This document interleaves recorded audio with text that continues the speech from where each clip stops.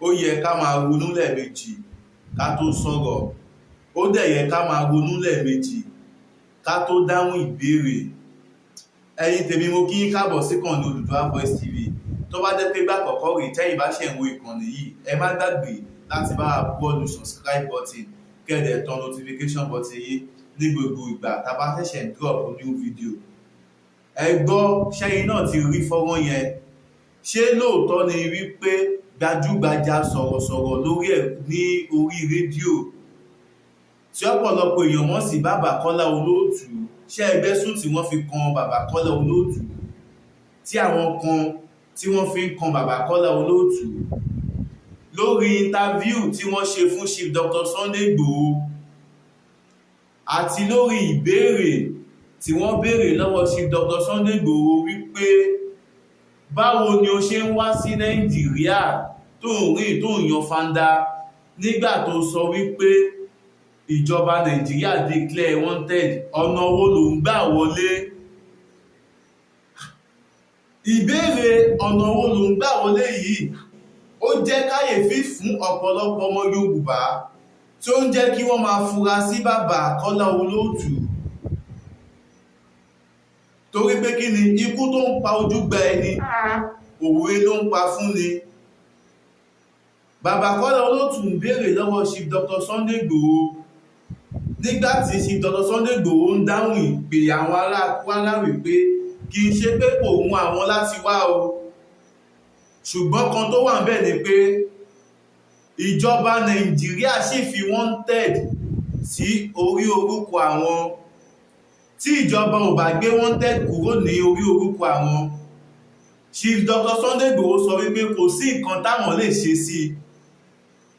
Àmọ́ bí ìjọba Nàìjíríà bá lè yọ wanted kúrò nínú orúkọ àwọn, kódà àwọn ò ní dúró de kí ẹnikẹ́ni pe àwọn. Pẹ̀lú nǹkan tó ń ṣẹlẹ̀ ní ìpínlẹ̀ Kwara, àwọn àti ṣe kíni, àwọn àti lọ síbẹ̀ láti lọ ṣe kíni, láti lọ ran àwọn ọmọ Yorùbá lọ́wọ́. Ẹ wo bí gbogbo ẹ̀yin tẹ́ ń wo fídíò yìí, ẹ jọ̀ọ́ ẹ bá mi share fídíò yìí, ẹ bá mi share, ẹ bá mi share, ẹ bá mi share. Ṣẹ́yin náà ti gbọ́,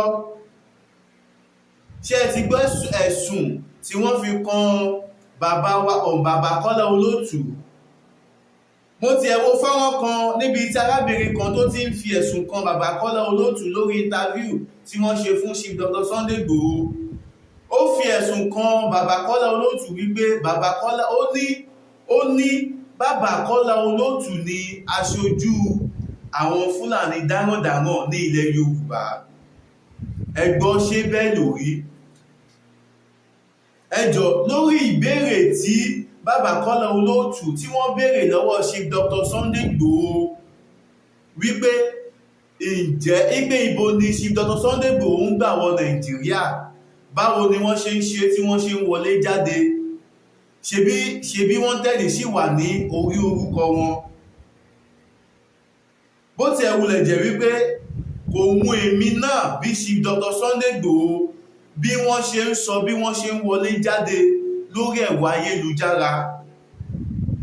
Ṣé Bàbá Kọ́lá Olóòtú ló yẹ ká bú ni, àbí ká pe Chief Dr. Sunday Igboho ṣàkíyèsí?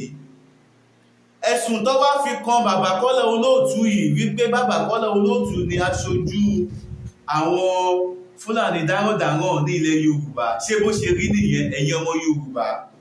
Kí ni èròǹgbà tiyín? Ẹ fi èròǹgbà tiyín sí under comment section. Bayo Black lórúkọ tèmi. Fún ẹ̀yin tẹ́ bá ṣe ń wò mí fún ìgbà àkọ́kọ́, ẹ má gbàgbé láti bá mi buwọ́lù subscribe button yẹn, kẹ́ẹ̀dẹ̀ bá mi tan notification button kó lè máa notify yín ní gbogbo ìgbà tá a bá ṣẹ̀ṣẹ̀ ń drop new video. Ẹ wo bí ọ̀rọ̀ ètò ààbò ilẹ̀ Yorùbá yìí kò kí ń ṣe iṣẹ́ Chief Dr. Sunday Igboho nìkan, ojúṣe gbogbo wa ni. Torí pé kí ni, ó ń bọ̀ àwọn láńdẹ̀ èdè. Kí ni nǹkan tí Chief Dr. Sunday Igboho sọ lórí show Bàbá Kọ́lá Olóòtú, àti pé ìbéèrè tí Bàbá Kọ́lá Olóòtú béèrè lọ́wọ́ Chief Dr. Sunday Igboho, kí ló fà á tí Bàbá Kọ́lá Olóòtú tí wọ́n ṣe béèrè ìbéèrè yẹn? Ẹ wo bí ẹ jẹ́ ìdọ́dọ̀ Prophet Ṣólóyè Táíwò bàbá orí òkè àṣẹ àti agbára tí bá padà dé màá wá gbé yín débẹ̀ máa ná ọ̀rọ̀ yẹn bẹ́lẹ́bẹ́lẹ́bẹ́lẹ́bẹ́lẹ́ ẹ wo àṣírí ti tú mò ń bọ̀. Àwẹ̀ funfun àtàdúrà ogójì ọjọ́ lọ lọ́wọ́lọ́wọ́ èyí tí Olúwa pa láṣẹ fún mi láti fi wá ọ̀nà àbáyọ sí orílẹ̀-èdè Yorùbá àti ayé gbogbo àwọn tó nígbàgbọ́. Mo pa ní àṣẹ gbogbo ohun tó ń dìde sí orílẹ̀-èdè Yorùbá wípé orílẹ̀-èdè Yorùbá ò ní gba òmìnira. Gbogbo ohun tó dìde sí ayé ẹnìkọ̀ọ̀kan wípé ayé ẹnìkankan ò ní gba òmìnira. Lórúkọ Jésù iná agbára Ọlọ́run kó jó wọn dà. Gbogbo alágbára tó lóun ò ní jẹ́ kí ilẹ̀ Yorùbá ó dúró. Gbogbo àwọn alábọ̀dé tí wọ́n sọ wípé àwọn ò ní gbà kí orílẹ̀-èdè Yorùbá ó dúró. Gbogbo àwọn tó ń lo agbára òkùnkùn tí wọ́n láwọn ò ní jẹ́ kí orílẹ̀-èdè Yorùbá dúró. Mo lù májẹ̀mú àjà ìjáta ìjẹ́kù àìjẹyọ̀ nínú ìrìn àjò ogójì ọjọ́ yìí. Mo fi sọ̀rọ̀ àṣẹ jáde. Iná Olúwa kó kọlù wọn. Mo gbàdúrà Olúwa fẹ́ kó pàṣẹ ìtúsílẹ̀ àti òmìnira fún ilẹ̀ Yorùbá. Lórúkọ Jésù Olúwa ṣe bẹ́ẹ̀. Ẹ wo bí ẹ káàbọ̀ padà ẹ̀yin ènìyàn mi. Ẹ wò ó ní agbára báyìí o. Ṣé tá a bá ń ṣe báyìí àwọn ọmọ Yorùbá báwo gan la ṣe fẹ́ délé ìlérí? Wọ́n ní kò bàjẹ́ láyé Olúgbọ́n kò bàjẹ́ láyé Àrẹ̀sà. Gbogbo ẹ̀yin bàbá wa ní ilẹ̀ Yorùbá ẹ dákun ẹ bá wa dìde ti ọ̀rọ̀ olóyè Aládìsá Adéyẹmọ Ìgbòho ṣá o.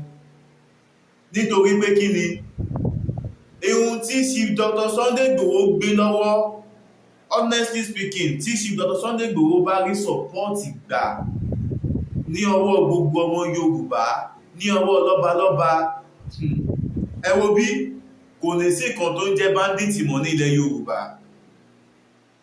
Pẹ̀lú nǹkan tí ojú Chief Dr. Sunday Igboho ń rí láti bí ọdún 4 sẹ́yìn, ṣé ẹ mọ̀ pé tó bá jẹ́ lòmíì ni a ti sọ pé òun ò ṣe mọ́. Ẹ wo bí Mósè tiwa, Mósè tọ́lọ́run mọ́ sí wa ní ilẹ̀ Yorùbá lọ́jọ́ tòní, Mósè tiwa òun ni Chief Dr. Sunday Igboho.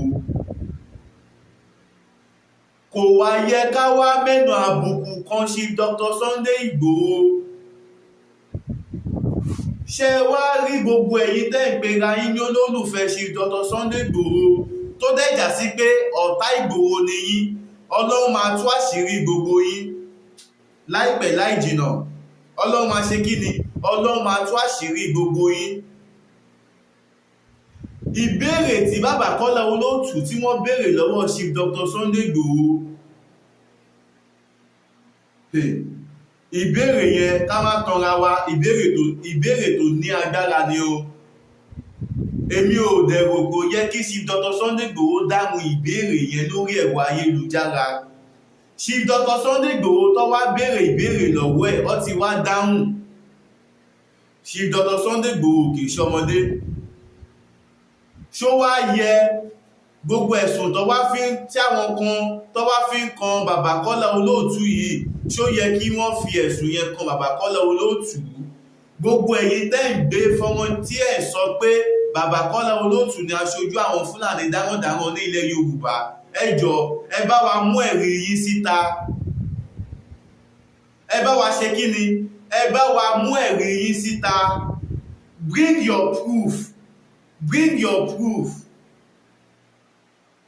Báwo ni àwọn agbésùmọ̀mí ṣe ń fún bàbá Kọ́lá Olóòtú lówó? Ẹ bá wa mú ẹ̀rí yín síta. Tí ẹ ò bá ti ní ẹ̀rí ọ̀rọ̀, ẹ má sọ o. Ẹ má ṣe kí ni? Ẹ má sọ nítorí pé kí ni? Interview tí bàbá Kọ́lá Olóòtú tí wọ́n ṣe fún Chief Dr. Sunday Igboho, oore ni. Ẹ má jẹ́ kí oore, ẹ má jẹ́ kó dibi. Àmọ́ a gbọ́dọ̀ pé Chief Dr. Sunday Igboho ṣàkíyèsí. Nítorí pé kí ni? Bàbá, ọ̀rọ̀ Professor Bella ẹ fi ṣàríkọ́gbọ́n Chief Dr. Sunday Igboho. ẹ fi ọ̀rọ̀ Professor Pella ẹ fi ṣàríkọ́gbọ́n ẹ fi ṣàwòkọ́ṣe. Interview ni Professor Pella grant látàrí ìdáhùn sí ìbéèrè tí interviewer tó interview Professor Pella tó ń bi wọ́n léèrè. Èyí ló fàyè, èyí ni ó jẹ́ kí ọ̀tá rí ọ̀nà láti mú Professor Pella. Bàbá Chief Dr. Sunday Igboho mú bẹ̀yìn, nǹkan tó bá ti ní ṣe pẹ̀lú ọ̀rọ̀ personal security yìí lórí pé báwo lẹ ṣe rìn tẹ ṣe ń yan fanda, ẹ má bá ẹnikẹ́ni sọmọ́ ní online, ẹ má tiẹ̀ bá ẹnikẹ́ni sọmọ́.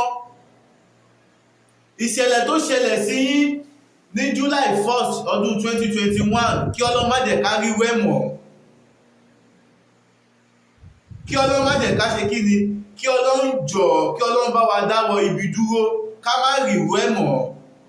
Ẹ̀yin ọmọ Yorùbá, ó ní agbára, ẹ bá mi share fídíò yìí kó lọ káàkiri kí gbogbo àwọn tó yẹ, àwọn tí wọ́n lè ràn Chief Dr. Sunday Igboho lọ́wọ́ láti bá wa bá ìjọba Nàìjíríà sọ̀rọ̀, láti bá wa bẹ ìjọba Nàìjíríà láti yọ wọ́n tẹ́ẹ̀dì kúrò nínú orúkọ Aládìsá Adéyẹmọ Ìgbòho Òòṣà wípé Chief Dr. Sunday Igboho kì í ṣe ọ̀daràn.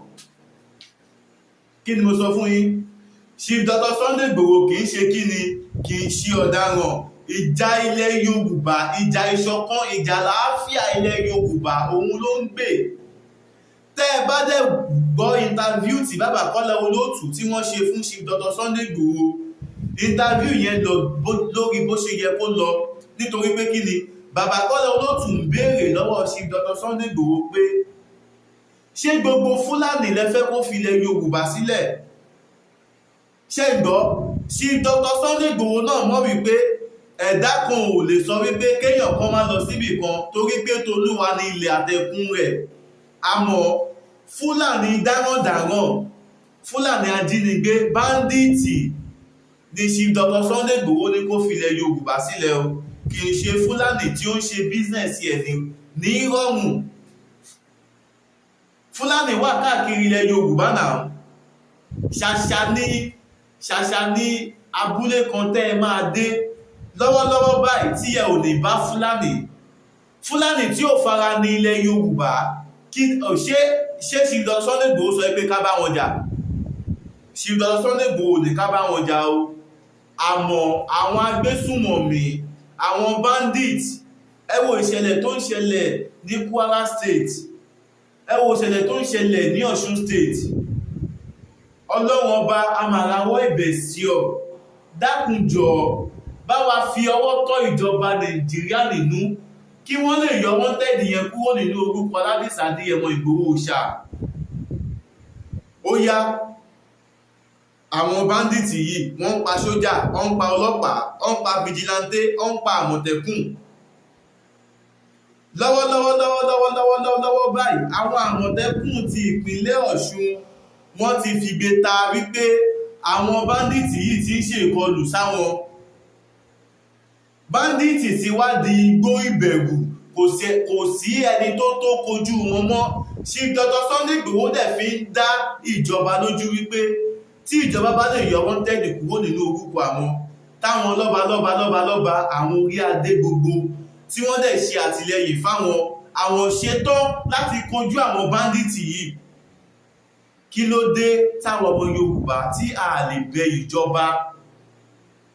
Ẹni tí ó bá tún wá ń gbìyànjú láti bá Chief Dr. Sunday Igboho bẹ̀bẹ̀, ẹ̀yin kan dẹ̀ tún máa wá jáde, ẹ̀ tún máa wá bú ẹni yẹn, ẹ̀ ṣe dáadáa o, honestly speaking. Ẹ̀yin tẹ́ ń bú bàbá Kọ́lá Olóòtú, Chief Dr. Sunday Igboho ní kẹ́ ẹ pè sákìyèsí, nítorí pé kí ni bínú Chief Dr. Sunday Igboho ṣe rí, inú wọn dá, inú wọn mọ́, wọ́n nífẹ̀ẹ́ ilẹ̀ Yorùbá lọ́pọ̀lọpọ̀ gidi gan. Gbogbo nǹkan tí Chief Dr. Sunday Igboho ń kojú wọn tí ẹ ríro. Bàbá ìtúnṣì nífẹ̀ẹ́ ilẹ̀ Yorùbá lọ́kàn. Ṣó wá yẹ ká wá máa kẹ̀yìn Chief Dr. Sunday Igboho sí àwọn tí wọ́n lè ṣe wọ́n lóore? Ṣó yẹ ká máa kẹ̀yìn Chief Dr. Sunday Igboho sáwọn tó máa ṣe wọ́n láàánú? Ẹ jọ̀ọ́, mo bẹ̀ gbogbo ọmọ ilẹ̀ Yorùbá káàkiri àgbálá ayé, gbogbo ọ̀rọ̀ tá a bá sọ nípa olóyè Aládìsá Adéyẹmọ Ìgbòho Òòṣà, ẹ jọ̀ọ́ ẹ ẹ yẹ ká jẹ́ kó jẹ́ ọ̀rọ̀ alálàáfíà, ẹ yẹ ká jẹ́ ọ̀rọ̀ alálàáfíà, ẹ jẹ́ ká jẹ́ kó jẹ́ ọ̀rọ̀ àánú, ẹ jẹ́ ká jẹ́ kó jẹ́ ọ̀rọ̀ tí ìjọba máa gbọ́ tó fi máa wò pé tòótọ́ ni ó dàbẹ́ ní pé tòótọ́ ni pé Dr. Sunday Igboho ń gbèjà ilẹ̀ Yorùbá torí pé kí ni gbogbo ilẹ̀ Yorùbá ló fẹ́ràn ẹ̀. Ẹ má jẹ́ ká sọ̀rọ̀ àkóbá fún Dr. Sunday Igboho. Ìgbà tí bàbá Kọ́lá Olóòtú tí wọ́n interview Dr. Sunday Igboho, tẹ́yìn èèyàn tẹ́ mú bàbá Kọ́lá Olóòtú tí ẹ mú wọn bú, tẹ́ bá tiẹ̀ fẹ́ ṣe correction, ẹ ṣe correction yẹn in a polite way. Ẹ ṣe correction yẹn, ẹ ṣe in a polite way. Tẹ́ni tẹ́ fẹ́ correct ò ní rí pé ìkórìíra ẹ wá jáde ẹ ń wọ́ bàbá ní bàbá, ẹ̀sùn tí ó kìí ṣe ti bàbá yẹn ẹ fi ń kan bàbá yẹn. Ẹ jọ̀ọ́, ṣẹ́lòmíì tí ó máa tún fẹ́ interview Dr. Sunday Igboho mọ́. Ọ̀rọ̀ àmọ̀ràn lélẹ̀ fún gbogbo ọmọlẹ̀ Yorùbá, ẹ bá mi ṣí ẹṣọ́ yìí. Àwa báyìí láwọn máa ṣe ìkan lábí oníkọ́gbọ́n sọ̀dẹ̀ kó wa gbogbo wa. Báyọ̀ Black lórúkọ tèmi. Mo kí gbogbo ojú tó ń wò mí, mo kí yín, ojú tẹ́ fi wò mí ò ní fọ́, bẹ́ẹ̀ náà ni etí tẹ́ fi ń gbọ́ mi, etí náà ò ní di láṣẹ Elédùmarè. Èmi ni tí yín tòótọ́, Báyọ̀ Black lórúkọ tèmi. Mo sọ yìí, mo dúró ná, ó tún dijọ́ mi ọjọ́ rí. A ó máa bọ̀bẹ ní ibẹ̀ṣọ àtẹ́lẹsẹ̀, a sì máa bẹ̀ náà wò. Gbogbo ẹni bá ní a máa bọ̀, òun náà là ní dé bá láṣẹ Elédùmarè. Èmi ní tí yín tòótọ́, Báyọ̀ Black lórúkọ tèmi. Ọpẹ́ tí olóyè Táíwò, bàbá orí òkè àṣẹ àti agbára, ẹ bá mi gbóhùn sókè sá. Ẹ wò ó bàbá, ẹ gbóhùn sókè. Àwẹ̀ funfun àtàdúrà ogójì ọjọ́ lọ lọ́wọ́lọ́wọ́, èyí tí Olúwa pa láṣẹ fún mi láti fi wá ọ̀nà àbáyọ sí orílẹ̀-èdè Yorùbá àti ayé gbogbo àwọn tó nígbàgbọ́. Mo pa á ní àṣẹ, gbogbo ogun tó ń dìde sí orílẹ̀-èdè Yorùbá wípé orílẹ̀-èdè Yorùbá ò ní gba òmìnira. Gbogbo ogun tó dìde sí ayé ẹnìkọ̀ọ̀kan wípé ayé ẹnìkankan ò ní gba òmìnira. Lórúkọ Jésù, iná agbára Ọlọ́run kó jó wọn dà. Gbogbo alágbára tó lóhùn ò ní jẹ́ kí ilẹ̀ Yorùbá ó dúró. Gbogbo àwọn alábọ̀dé tí wọ́n sọ wípé àwọn ò ní gbà kí orílẹ̀-èdè Yorùbá ó dúró. Gbogbo àwọn tó ń lo agbára òkùnkùn tí wọ́n láwọn ò ní jẹ́ kí orílẹ̀-èdè Yorùbá dúró. Mo ló máa jẹ̀mú àti àìjáta ìjẹ́kù àìjẹ́yọ̀ nínú ìrìn àjò ogójì ọjọ́ yìí. Mo fi sọ̀rọ̀ àṣẹ jáde. Iná Olúwa kó kọlù wọn. Mo gbàdúrà, Olúwa fẹ́ kó pàṣẹ ìtúsílẹ̀ àti òmìnira fún ilẹ̀ Yorùbá. Lórúkọ Jésù, Olúwa ṣe bẹ́ẹ̀.